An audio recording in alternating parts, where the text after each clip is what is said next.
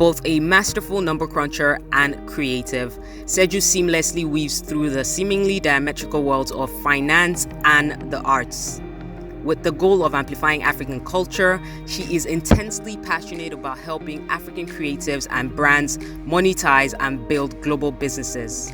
Seju is a creative and cultural connector whose roster of innovative brands and artists include Orange Culture, Data Oruwari, Ohab TBJ, Daniel Obasi, I.AM.ISIGO and Baingor Joiner.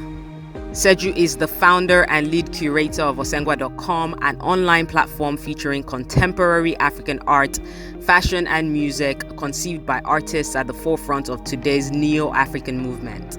Her most recent venture, launched in 2020, is iRAAMi, an app which helps Africans in the diaspora find resources and experiences that connect them with the continent and one another. Before Osengwa and iRAAMi, Seju traversed the world of corporate finance with roles that spanned across financial management. She has worked in both the US and Nigeria for multinational corporations such as KPMG, Capital One Financial Corporation, Blackboard Incorporated, and K12 Incorporated. Leveraging her vast experience in the corporate domain, Seju has also served as an independent consultant, providing business development support in the areas of financial infrastructure, brand identity, and business strategy development for small businesses and startups in Lagos, Nigeria.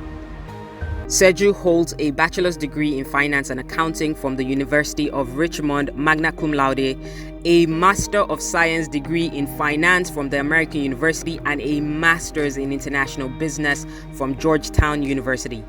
On this episode of Lumination Live, I chat with Seju about diversity, about community, and about creative, being able to harness both her creative side and also her analytical side based on her experience and her background.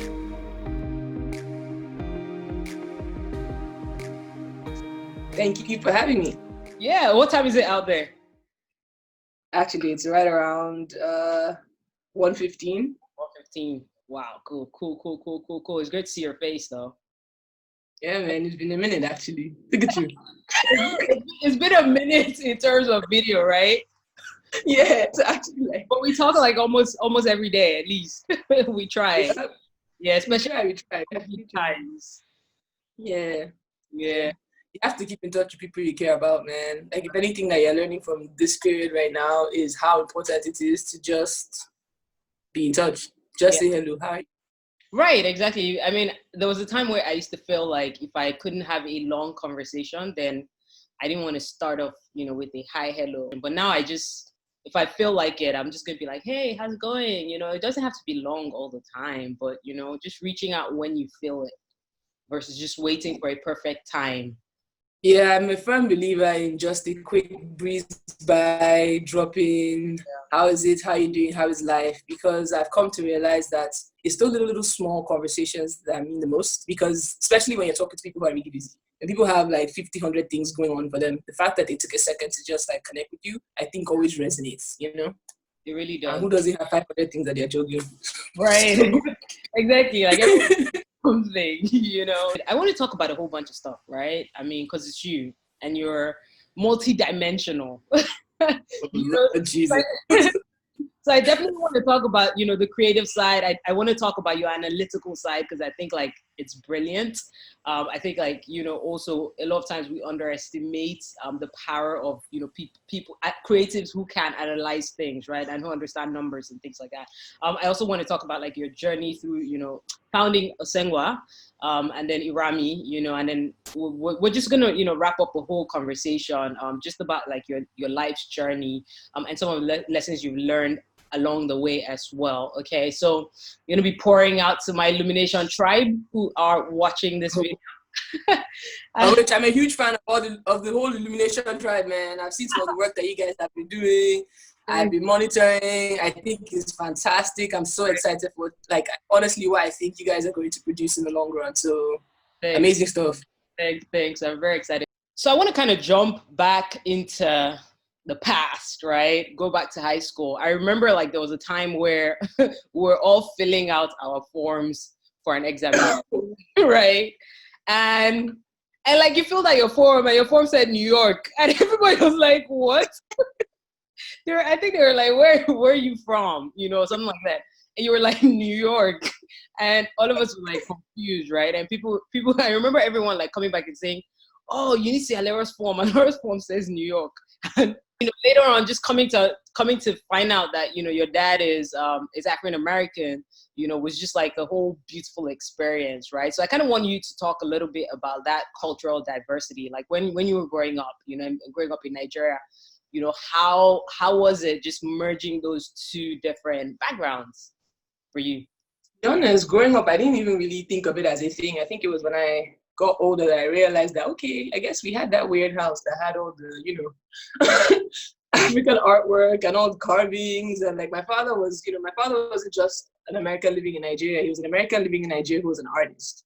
Right. And, you know, having spent most of his time surrounded by like the likes of like Wole Soyinka, who was his mentor and he's a very close friend, you know, and all these like really famous artists and especially like in Ibadan and Ife, in that whole scene, it was just everyday life. It was just everyday life. But I remember people coming to my house and walking in and seeing some artwork or eating something funny, which at the time to me, it's just mashed potatoes and gravy. Right. Maybe we drank a bit of Kool-Aid. But both my parents did a really good job, I think, of like exposing us to both aspects of our culture. And we would come here every other summer, like come to here being America, come every other summer to spend time with my dad's family as well. So I guess that also gave us a chance to get immersed in this culture as well as getting immersed in actually living in Lagos. And I'm so thankful for the time that I spent, like being born in Nigeria, being raised in Nigeria, and actually growing up in Lagos has greatly influenced, I think, my journey overall and has greatly influenced all the things that I've done. I realized that, you know, having those two different backgrounds as well, you know, going to the States and all of that, like you've been very, very, very immersed in finding ways to connect those two backgrounds as well. Right? Whenever I think about the diaspora market, for instance, and I think, oh, you know, I want to do something in the diaspora market, like you're the first person that comes to my mind because you're very passionate, you know, about bridging that gap. And I think there was a time, and like 7-8 years ago, I think there was a time like you had that in your bio as well, like in your profiles and stuff, right? About bridging that gap. It's been. I mean, it's so core to who I am that every time I try to rewrite my bio, I just went through this whole process of like, I've been working on building my website and stuff. So I've been trying to actually fully articulate myself in terms of what I think I'm doing and what I want to do next.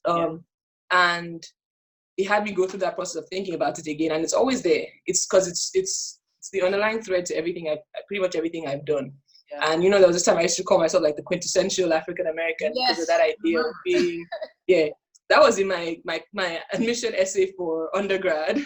And it still reappears. The theme still continuously comes up for me because I fully believe in it. I fully believe in leveraging the power of, well, one, us for us, you know, and the idea of Africans doing things for themselves to empower themselves. And I think that also comes down from my father's teachings and things like that, because it's very, very prevalent in his work and through his life.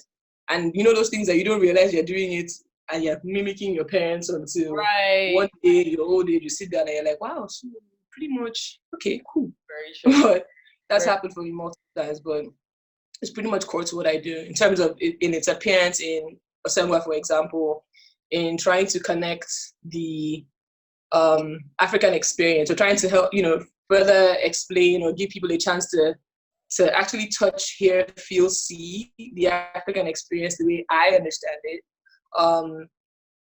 in this space. So, and I feel like it also gives a chance for Africans in the diaspora to commune, to come together, to have a space that they can see, and they can see themselves reflected in a beautiful way. They can identify with the work, and they can touch each other. Right. And I think that's also come through ultimately as well in I.RAAMi, the idea of I.RAAMi being a space to, like, you know, catch the African vibe, find that African experience. Like I said, it's just continuously an underlying thread. Yeah. Speaking of Osengwa, since you've kind of gone into that, you know, like at what point in your journey did you like wake up and say, you know, I'm doing this thing? Because I know, like, you know, you had dreamt about, you know, being able to connect and and bridge the gap. But at what point did you decide that, you know what, like I'm doing this thing, like I'm waking up and I'm actually going to build? I think it was my birthday in 2016, where I'd had the idea for a year. And then January of that year, I was hanging out with Data and my brother, actually. And they decided to gift me the experience of helping me build the website I had been talking about that I wanted to do. But as I sat there trying to describe it to them, and I remember we were sitting in my living room in Alexandria, and I was describing to them, I wanted to have this and that. And they were like, well, okay. They couldn't really fully envision what I was speaking. So I realized, I was like, okay, I'll do it. I'll kind of mock it up and show you. Right. And then so they started showing me how to do the mock-up. And from how to do the mock-up, I decided, you know what, let's just do it well. So I just started building it myself, and I thoroughly enjoyed the experience because it was a huge learning, a very tough learning curve, but because it's different from what I do on the day-to-day. But at the same time, I feel like it leveraged a lot of the underlying elements of what I do on the day-to-day. And it gave me finally a space to have that like creative outlet, Mm. And I didn't really at the time think of myself as a creative person. Right. I was just bringing creative people together. But apparently it's a form of expression in itself too. Yeah. When we're in high school, like I always thought that you were creative. I definitely thought you were creative. I think did we take an art class together? I know there was literature. Literature. Yeah. That was my jam. Literature was my jam back in the day. Yeah. It was literature. Yeah. In QC, that was the space I think that was the artistic space I stayed in. But in college was where like it was an intentional thing. Like every semester I would take 4 business classes and 1 art class. And at the time it was intentional just for my own general enjoyment, but I didn't even really realize how it would shape things that happened afterwards. Right. But every semester it was 4 business classes, 1 art class. Because I always feel like you have to spend that a little bit of time expressing yourself, work both part of the brains. Yeah. Both part of the brain as much as possible, Yeah. And that's kind of what I wanted to know, because I was saying that, I remember you being, having some form of artistic expression, and obviously it was through literature. But I also remember you being like top of the class in accounting. Yeah, I won best prize for literature too in QC. Just a little bit of money for the people. Just drop it out there. Drop it out there. Not too much. Okay. But yeah, but you were also very good with numbers, and you were the numbers person. Like I feel like everyone used to say, if you want to pass your accounting class, like sit down beside I.RAAMi. The number crunching has always been a core part of who I am. It still is till today because it's what I do for my day job, and I enjoy it. I actually enjoy trying to help people. But I think what I really enjoy about using numbers is actually bringing that real life application of what those numbers translate to. So it's not just here are some numbers and let's calculate what 1 + 1 can give you 5, because that one is possible if you know how to do it very well. Right. But it's more so like, how can these numbers translate into helping you make good business decisions? Like, here's what we're forecasting for the next few months because we think X, Y, and Z factors are going to, impact this. And how can you use that information to drive change and to move forward? Right. And so like, I wanted to share that because I feel like a lot of people sometimes tend to think that, people who are analytical, are not creative, right? And this is like a stereotype that people typically, have. But for you, you've been able to sort of balance it, right? Where you're like, oh yeah, I'm analytical, I'm a numbers person, but also I have that creativity. And how have you kind of seen this just apply in terms of, how you position your creative, parts? Well, I'll tell you this much. For one thing, my models, people usually can tell, like at my day job, not just where I work now, but in places I've worked in the past, they can usually tell when it's a model that I built because there's a lot of colors, the way it's arranged. Right. They can tell that I've touched this model at some point because everything is kind of color coded and put in this way, So I think there's crossover as well into this space. But ultimately, how I think the analytical mind has impacted my creativity is, I think even if you look at the Osengwa feed and you look through how everything is laid out, there's a thought process to how things show. There's a thought process through how I express myself in that space. Yeah. But I've also fully tried to leverage and apply all the learnings that I have in the business world in trying to build the business platforms that I have now.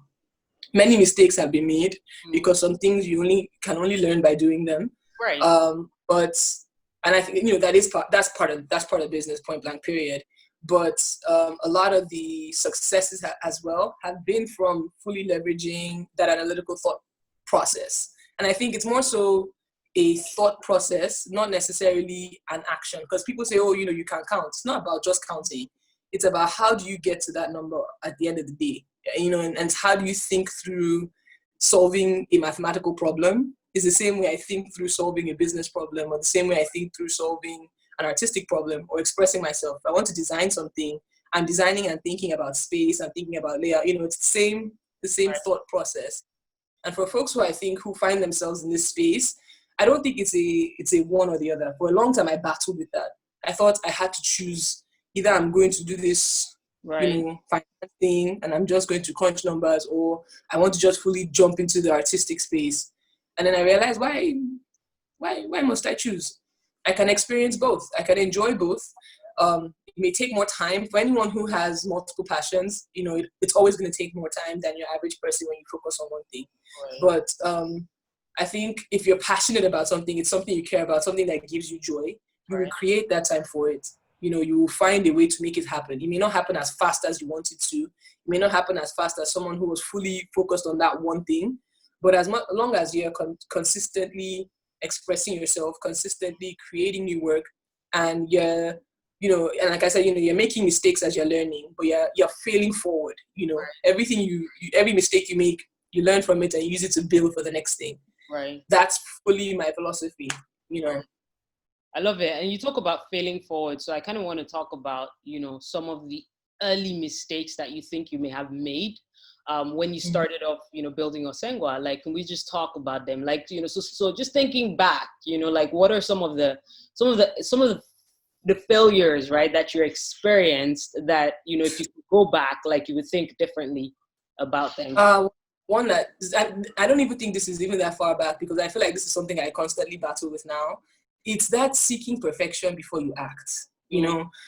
I think it's something I battle with on a constant basis, and I think it hindered some of the progress that I would have had early on if I had just been one of those people that just, okay, we've done a bit move, and I'm trying to move into that headspace now when I approach new projects, because when you're so focused on, like, this also is one of the times where that analytical mind works against me a little bit, because I have to break everything down to its littlest bit to understand everything going on. So sometimes it cannot actually hinder your progress. But it's trying to focus on all the tiny details and make sure all the I's are dotted and all the T's are crossed. But you don't not every time wait for perfection. Sometimes just move, because when you move, you now start to see there's beauty in some of the mistakes, there's beauty in some of the imperfection, and there's beauty that you don't necessarily recognize, but somebody else will.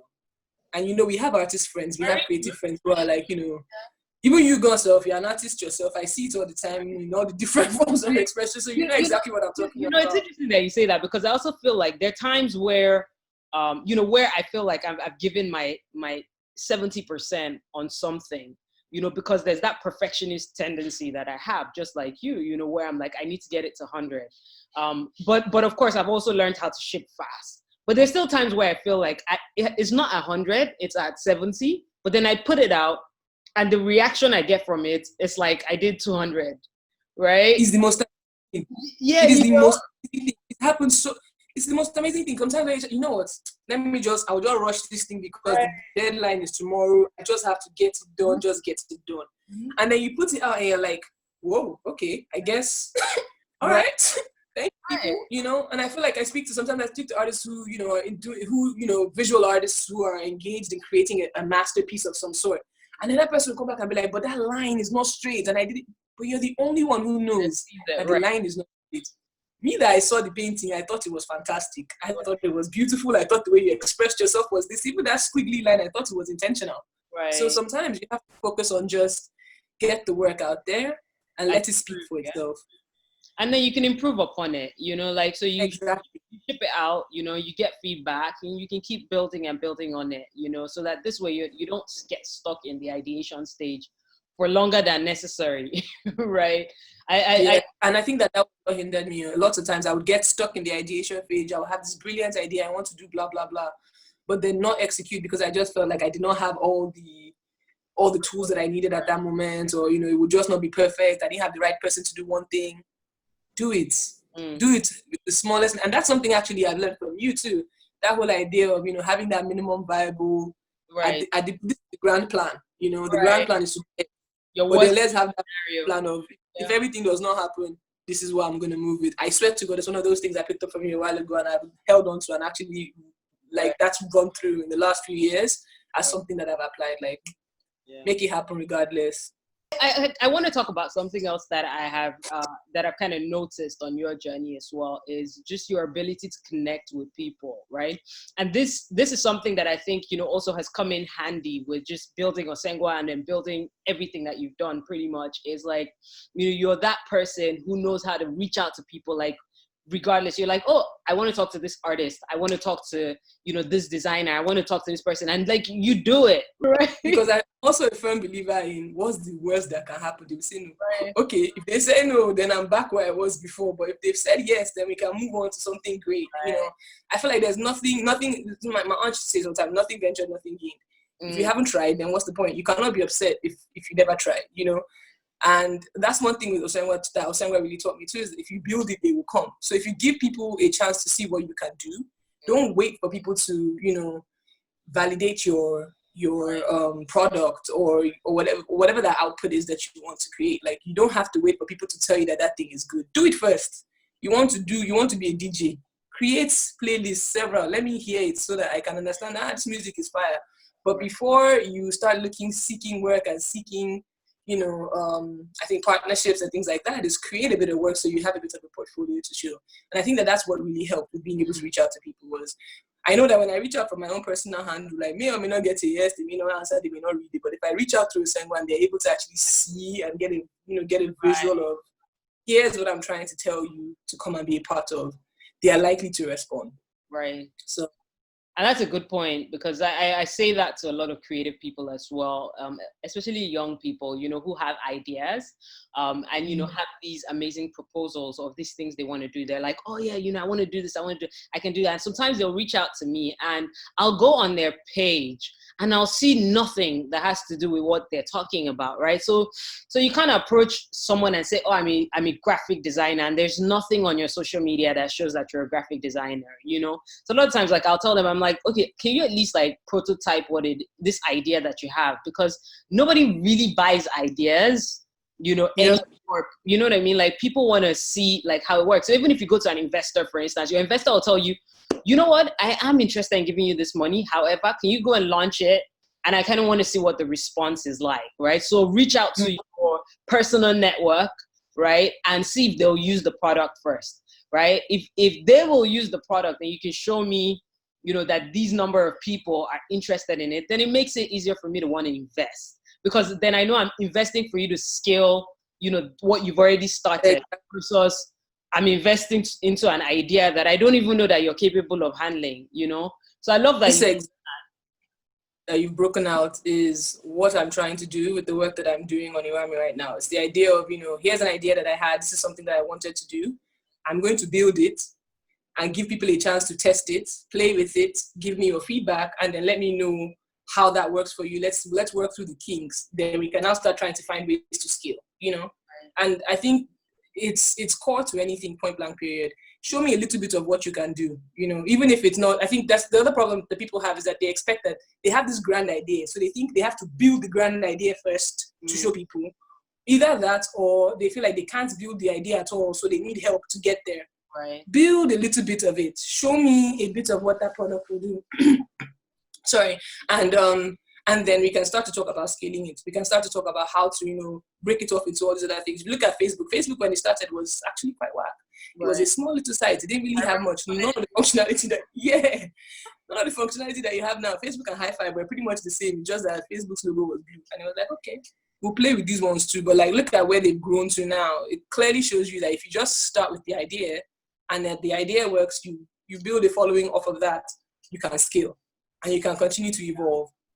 But you also feel like that a lot of creative people too are so attached to this idea that their idea can be stolen, and like that also can stop them from actually developing anything, because they're like, the idea is so integral to this whole dream and vision that I have, that if I put something out there and somebody else sees it, they'll do it, right? And so I think like that, do you feel like that kind of plays a role? I do, and I know that feeling, and I don't blame you, Because when you have the idea and it's your baby and you think, man, I'm going to do this thing in some amazing way, it's going to just change everything, you know, you don't want someone to take it from you and run with it. But here's just the truth about that whole thing. Nobody can do it the way you do it. And if they can do it the way you do it and they can reach the market faster than you, then maybe it's not necessarily what you need to be doing, or maybe you need to pivot your idea, or maybe you need to do certain things to enhance it. Also, there's enough space for everybody. I'm a firm believer in there's enough space for everybody. And a lot of times when I enter the market with something, I'm also looking for who can I collaborate with. So even when I find someone that you might, you know, you may think of as a competitor, to me, he's not necessarily a competitor. It's like, look, you're struggling by yourself, I'm struggling by myself. You know, we are stronger together. So why don't we just collab and do something beautiful as opposed to competing? There's enough space for everyone. Right. And my idea is not necessarily exactly yours. No one can execute something exactly the way you would because no one can hop into your mind. Right. I'm not saying that there's no intellectual property theft. That also definitely happens when you documented fully and shared with the wrong person. Things like that happen as well. So as much as possible, I definitely say protect your idea when you can.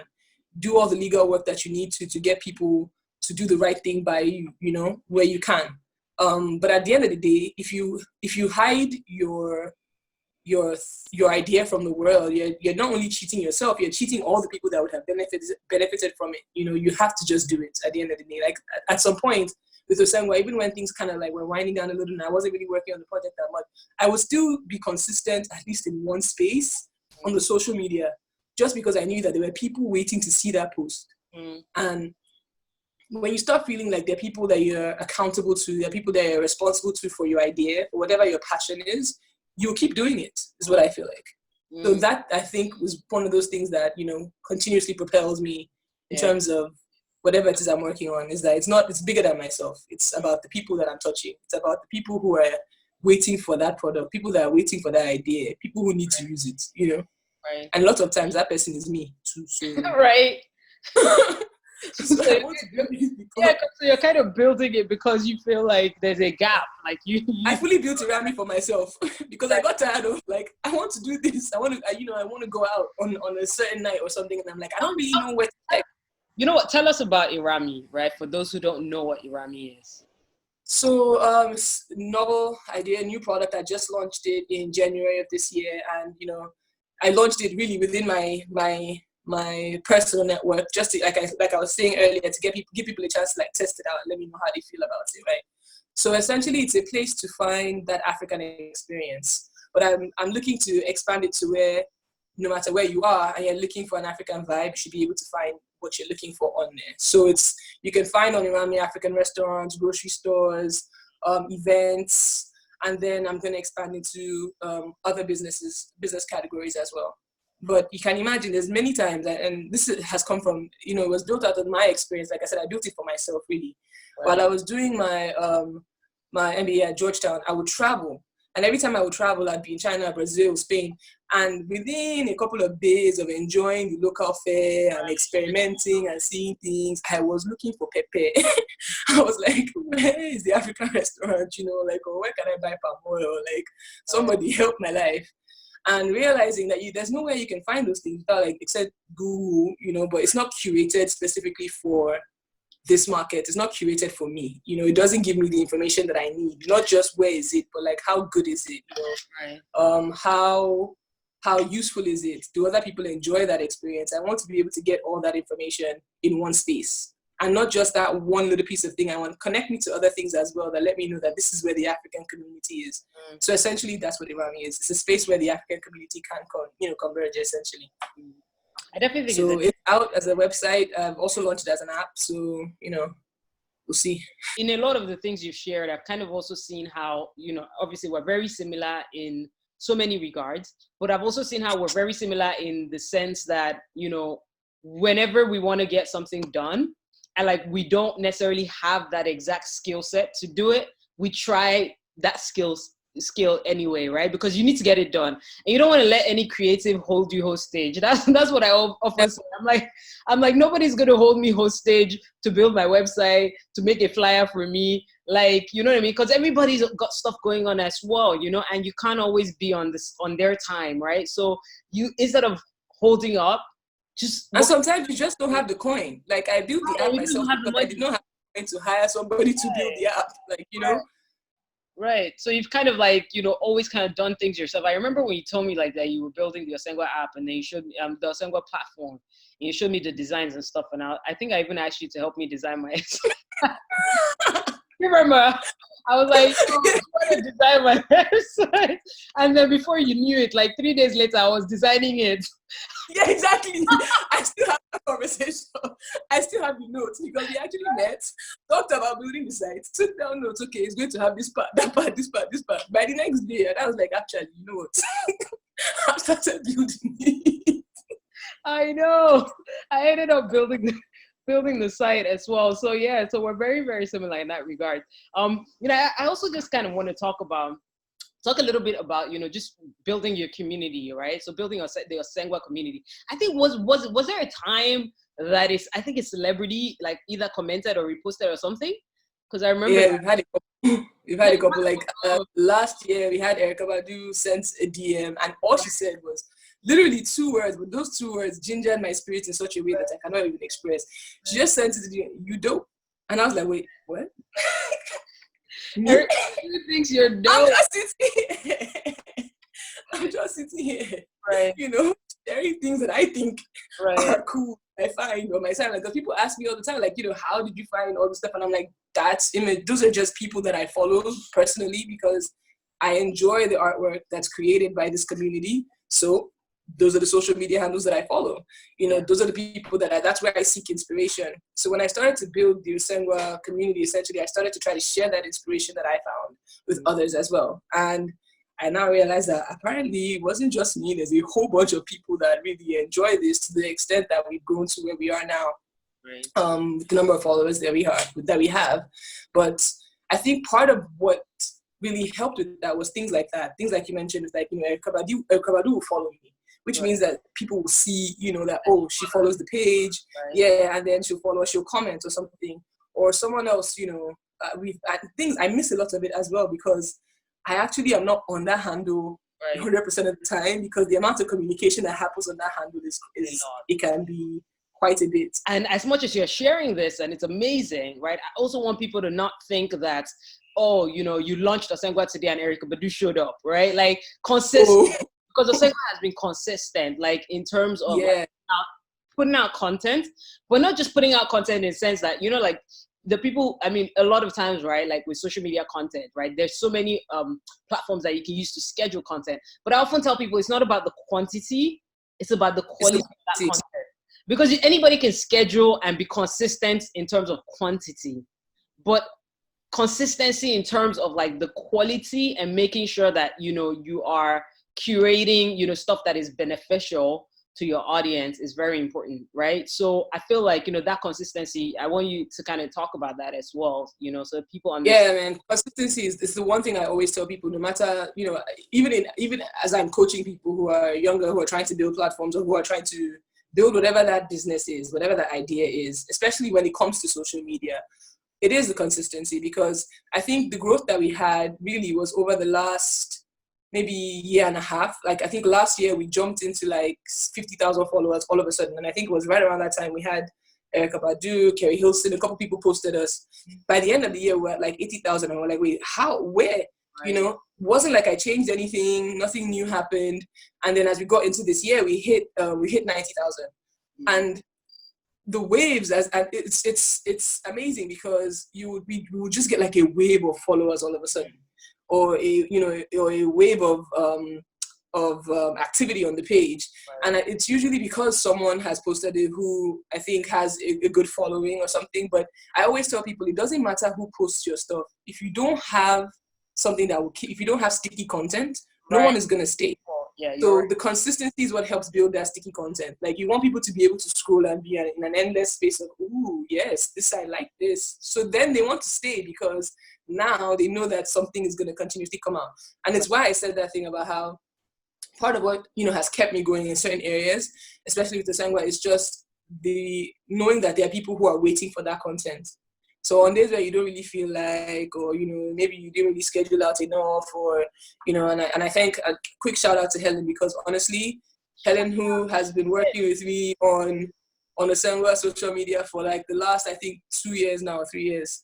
I think it's at least 3 years. Helen I've been working at least 3 years. Yeah, like Helen, is clutch. And she's definitely helped with keeping that consistency going, because it's absolutely paramount. If you don't have that, if you can't, I feel like it's almost like a social contract that you have as well. You've told these people, I'm going to produce this for you at this schedule on a daily basis or on a weekly basis or whatever it is that you've committed to. You've committed to it. So you have to keep it going so that, you can keep people coming. And then for those who come, they find something that makes them want to stay. It's sticky content and consistency. Those are the two things I fully believe in that help build a brand and help build a community. Whether it's on social media, whether it's a blog that you've created, or if it's a newsletter that you send out, people have an expectation for it, and you may think that no one is really thinking about you, but there are people that are thinking about you. And I know this when I look in the comment section. I love when I read those comments and I see people who have been interacting with the page for a long time and they have something to say about, this one post that is really speaking to them. Or when someone finds inspiration and then they create some other work. That's what I really enjoy on Asenga. It's really when, an artist takes a piece that they've seen and they create something different, or they spin it into their own medium. I love it. I love when we inspire someone else to create more beauty. I think it's at its core is part of what, Asenga was founded on. Yeah.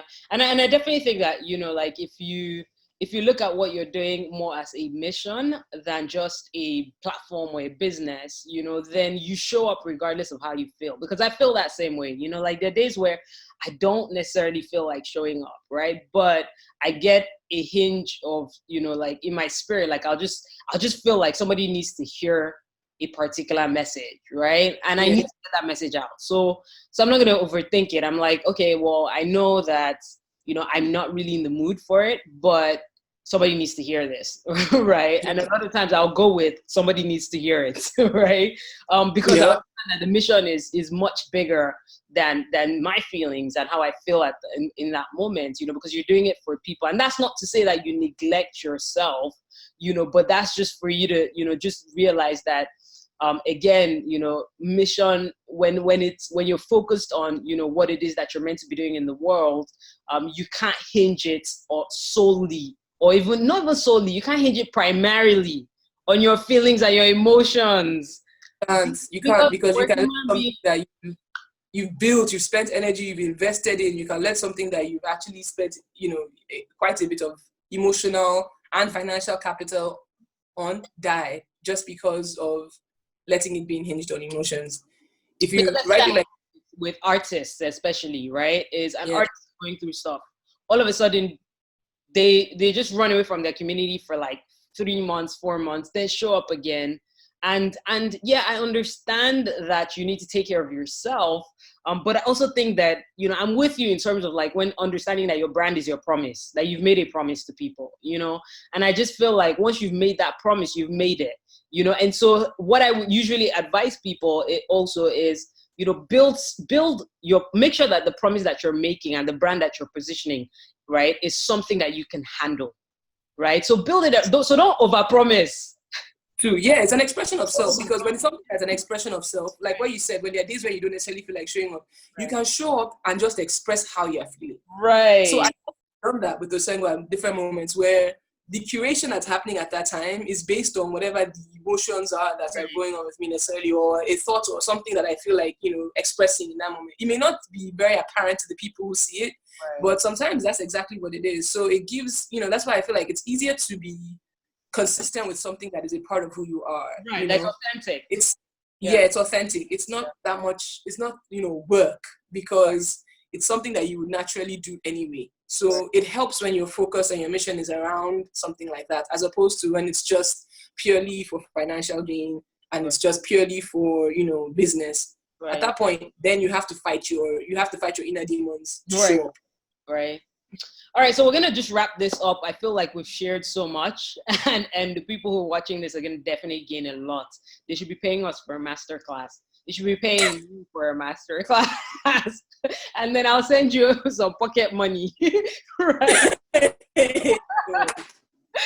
For your influence in this. Enough money to buy limicans. Right?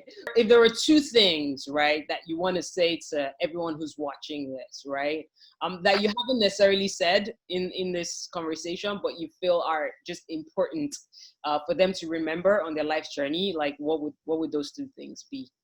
I guess one of the things I would say really is just don't be afraid of your passion, because I think I suffered with that significantly, I think, earlier in this journey, like in this I.AM.ISIGO journey. I remember having conversations with you and even with data and saying things like, man, I think you guys know what you want to do, and I'm still struggling here trying to figure out exactly what I want to do. And, you know, everything was at the time just focused on the finance space and not really having that outlet yet to express myself creatively at all.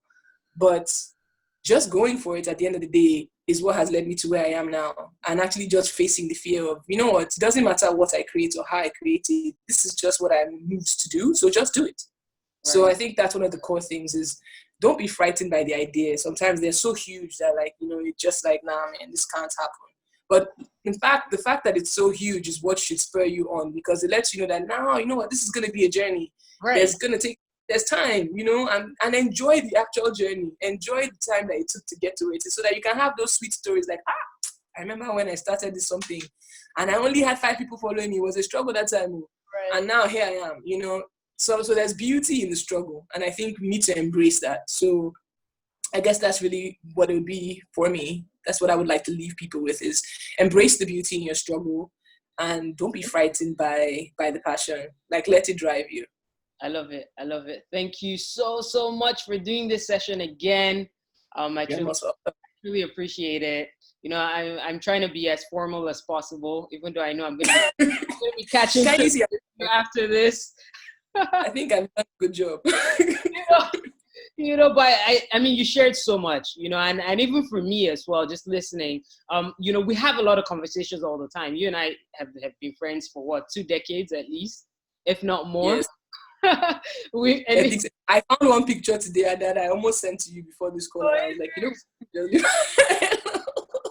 you know, and I feel like every time we talk, right, we discover more about each other, which is always brilliant. You know, and that's the beauty of our friendship. It's like, just we've evolved so much, right? We've evolved like 1 billion times in 2 decades. Yeah, and continuous reinvention of self, growth. And that's a beautiful thing, because if you don't grow, what's the point? Like, what is the point of 20 years without growth? Right. You know, so I always feel like I'm learning new stuff. So even just listening to you today, like, I feel like I've learned so much more about you as well. So thank you so much. So where can we find you? So you can find me on Osengwa, which is OSENGWA. And I think it's the same on all social media platforms. And on iRAAMi.tribe. So IRAAMI.TRIBE. Awesome. And the website is osengwa.com, yeah? Correct. It's osengwa.com.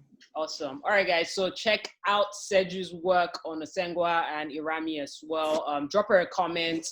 You know, if you enjoyed this, drop a comment in the YouTube comment box as well. You know, let us know some of the things that resonated with you from this episode. All right. Thank you so much, Seju, and we'll catch up in the other room. We'll catch up in the back. All right. This has been so much fun, man. Thank you so much for having me. I really appreciate it. This has been a good time. Awesome. What's up, Lumination Tribe? Subscribe to this channel for more insightful and impactful learning. Check out our website, luminaworld.com, for show episodes, resources, and events. Let's continue this journey of growth.